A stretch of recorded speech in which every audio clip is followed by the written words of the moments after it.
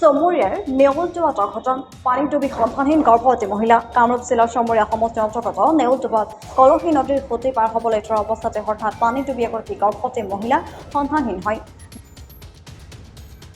জানিব পৰা মতে নেউলটোৱা গাঁৱৰ নুৰুল ইছলামৰ পত্নী ৰছিদা বেগমে নিজৰ শাহুৱেক আৰু আন এগৰাকী মহিলা সম্বন্ধিত তিনিওগৰাকীয়ে কলহী নদীৰ খুঁটিৰ পূব পাৰত অৱস্থিত খেতিত কঠীয়া ৰুবলৈ গৈছিল।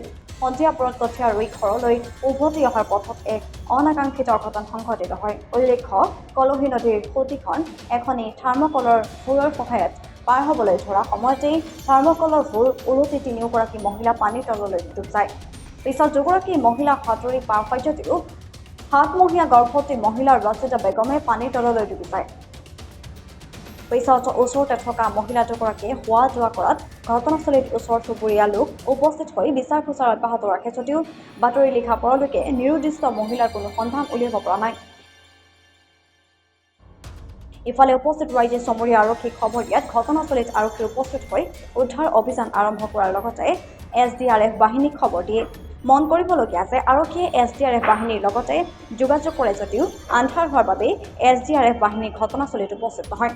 নিৰুদ্দিষ্ট দুই সন্তানৰ মাতৃ আৰু তৃতীয় সন্তান সম্ভৱা মহিলাৰ এনে অনাকাংক্ষিত অঘটনত পৰিয়ালৰ মাজত শোকাকুল পৰিৱেশ বিৰাজ কৰা পৰিলক্ষিত হৈছে।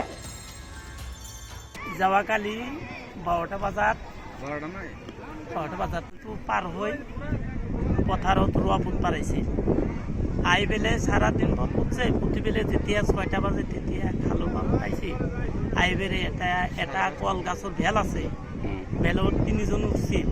উঠি পেলাই বেল গাছ যেতিয়া পাল্টি হৈ গেল, তেতিয়া সেই তিৰিটো তাৰমানে বোৱাৰীটো এই যে ৰছীৰ তলতি গেল আৰ একবাৰ উঠছিল, তাৰপিছত আর পাওয়া নাই। যাওয়াকালি পর পাওয়া নাই। আজি মোটামুটি 8টা সাড়ে 8টা বাজি যায়, 9টা বাজিল, তথাপি এতিয়ালৈকে পাওয়া নাই।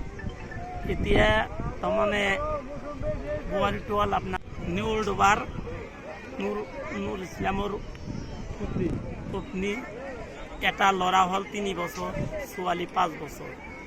তাৰমানে ধুই পেলাই পথাৰত ৰোৱা ফুট পাৰাইছিল। আহোঁতে 6টা বজাত এটা বেলত উঠছিল, বেলটো পাল্টি হৈ বোৱাৰীটো এতিয়ালৈকে পোৱা নাই।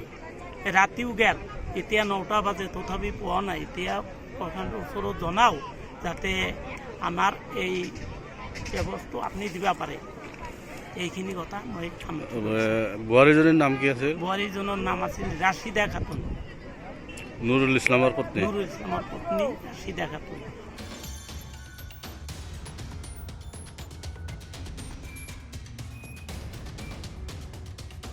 পৰিমাৰীৰ পৰা আব্দুল মতিনৰ ৰিপৰ্ট, প্ৰটোটাইম ডিজিটেল।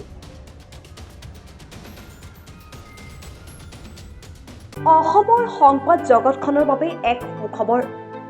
নৰূপ নসাজেৰে প্ৰায় 30 বছৰীয়া অভিজ্ঞতা পুষ্ট সাপ্তাহিক কবচ পুনৰ এবাৰ ৰাজ্যৰ মাজলৈ। স্বত্বাধিকাৰী প্ৰণীতা কলিতাৰ দ্বাৰা প্ৰকাশিত আৰু অমৰজ্যোতি প্ৰিণ্টাৰ্ছ, গুৱাহাটী কমাৰ্চ কলেজৰ বিপৰীত ফালে মুদ্ৰিত। আমাৰ ঠিকনা মুখ্য কাৰ্যালয় অসম ফৰেষ্ট স্কুল, হৰি মন্দিৰ পথ, গুৱাহাটী আৰু অস্থায়ী কাৰ্যালয় কলিতা মাৰ্কেট, বিজয়নগৰ, কামৰূপ, অসম। মোবাইল নং 9435114666 আৰু 7024722813।